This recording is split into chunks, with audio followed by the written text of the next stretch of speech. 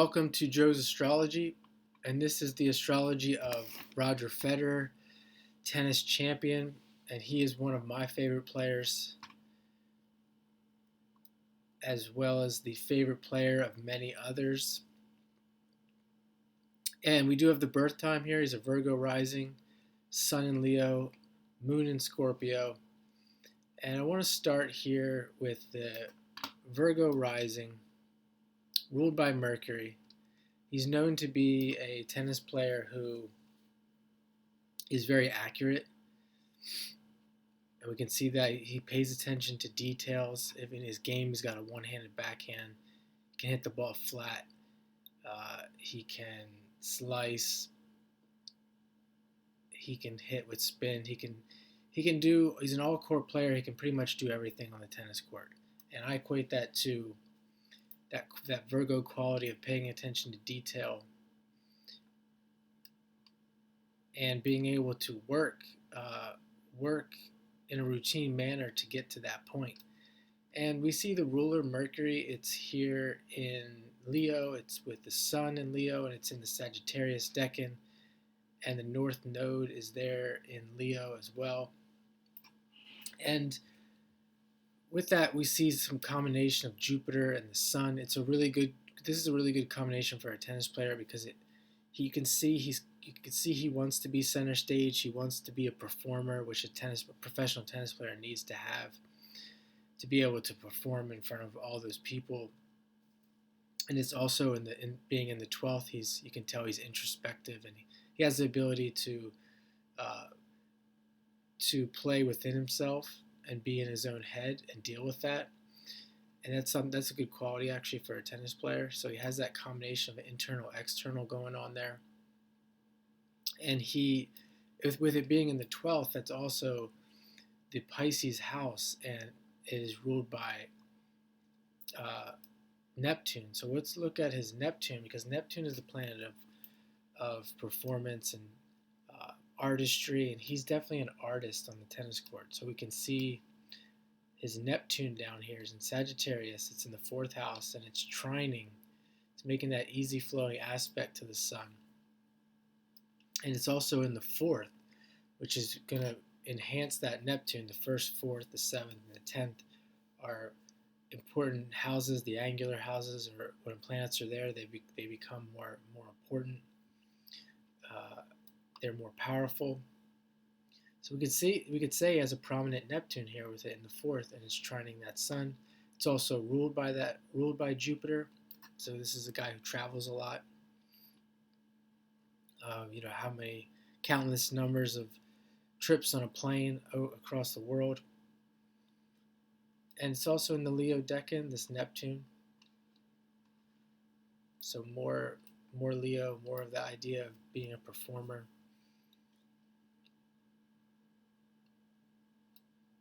And his moon, it's making a semi-sextile to his moon in Scorpio.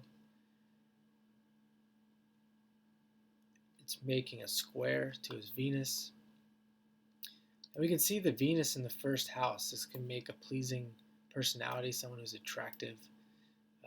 And a lot of people enjoy his tennis. They enjoy his personality.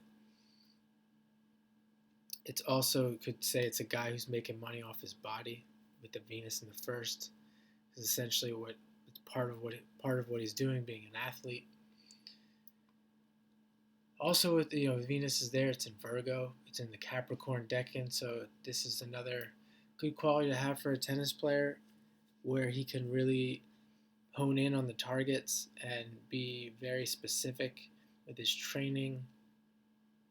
With the Capricorn, he's not, he wants to be at the top. He wants to be number one. We see the ruler of the 5th house, the house of self-expression.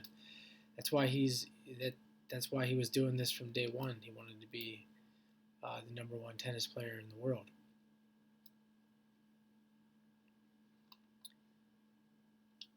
He has Saturn and Jupiter in Libra, another good aspect for work ethic and benefiting from your work, from your labor.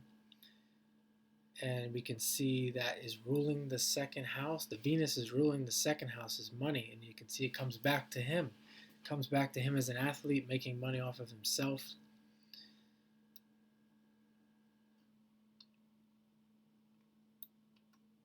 Let's see, as Mars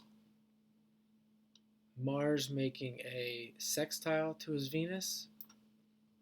So an opportunity there with his goals and his aspirations. You can see in the 11th, his North Node, his Mars is in the house of goals and objectives.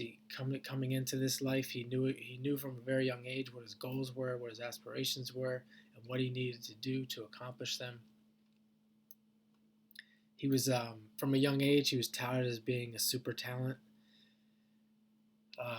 We see Mars is moving towards the North Node, so as life goes on, you can see the prominence of being an athlete with that Mars, and really with the North Node there, really being successful as an athlete. It's something that uh, it was his purpose. It was definitely obvious that there was nothing else for him to do. This was what, this was ideal. And you can see also with that 11th house how as he got older and later in his career, he was very what's the word? He gave back a lot. He has his foundation. He's always on court with people giving back, and he always talks about how important it is for him to give back. And he attributes that to, I think he attributes it to his parents. But here we see the North Node and the Mars in the 11th, where altruism can really show, and social, really looking at wanting to improve society and social function. And we see the ruler of that it's being the sun in the 12th, and he did have a dream life, you could say, but he also, with that sun in the 12th, this is a guy who wants to give back. He's empathetic, very empathetic, giving person. You can see with the Jupiter here, the Jupiter is, and the Saturn is ruled by Libra, so we have that Jupiter Venus, that good. It's not an aspect with Venus, but it's, being in the sign, in Venus's sign, you could say it's a fortunate aspect.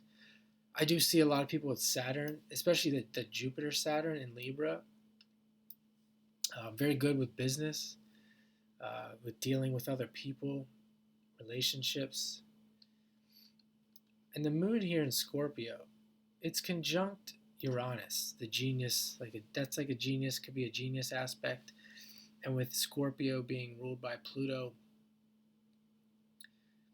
and we see, well, let's say with Pluto being ruled by that, being with Scorpio having Pluto as a ruling planet and its moon there in the Uranus, I think this is a really good aspect to have in tennis, just the moon in Scorpio, moon-Pluto contacts, because Pluto gives you that raw killer instinct that many good tennis players have.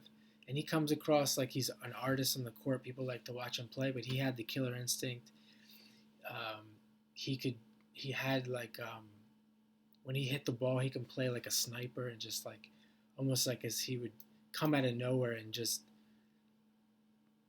make the shot. I don't really want to say, I don't want to be too descriptive, but you get the idea. The idea of being a sniper on the tennis court with that moon in Scorpio, and with that Uranus there, he was unique, very individualistic guy playing singles. Wasn't much of a doubles player. Didn't really play doubles at all. And he has a Mars Moon trine, which I've been saying that oftentimes people think that a Saturn Mars is a good contact for an athlete, and he does have that moving away from a square. But you often see this Moon Mars with athletes. I have a Moon Mars conjunction. He also has a moon. And speaking of that, the moon is in its fall in Scorpio, and the Mars is in its fall. It's either fall or detriment in Cancer. And with them making a trine, it's in a mutual reception. So when planets are in a mutual reception that Mars rules Scorpio and the moon rules Cancer. So you can see they receive each other, which is second best to actually having a planet in its ruling sign, like he has Leo here, or the Sun here in Leo.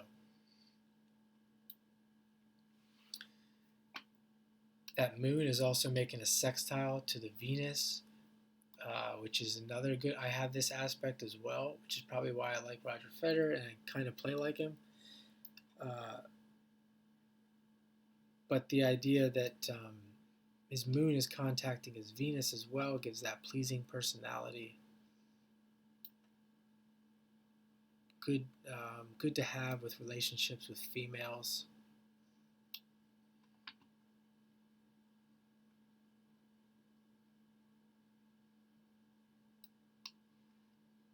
We see a Venus Pluto. It's in a not a mutual reception, but I forget what the word is, but it's still Pluto still receives Venus being in Libra. So it kind of helps out that it helps out that Venus and Virgo, because Venus and Virgo is in its fall, and it can be very picky and worrisome and depressive, negative. And he had his moments. He has had his moments on the tennis court, but there's a lot of alleviating aspects that alleviate that for sure. And we can see which I didn't mention earlier, the Venus square Neptune. So more Neptune. That's the one I missed. More Neptune contacts for that creativity, artistry, giving back, altruism, philanthropy. And even you look at the two planets, or some of the planets in the prominent places that they are, with that Moon Mars mutual reception, the Venus in the first, Neptune in the fourth, the Sun in Leo. Lots of good attributes here in the chart for sure. You can see his part of fortune down there too is conjunct, his money is conjunct that Neptune.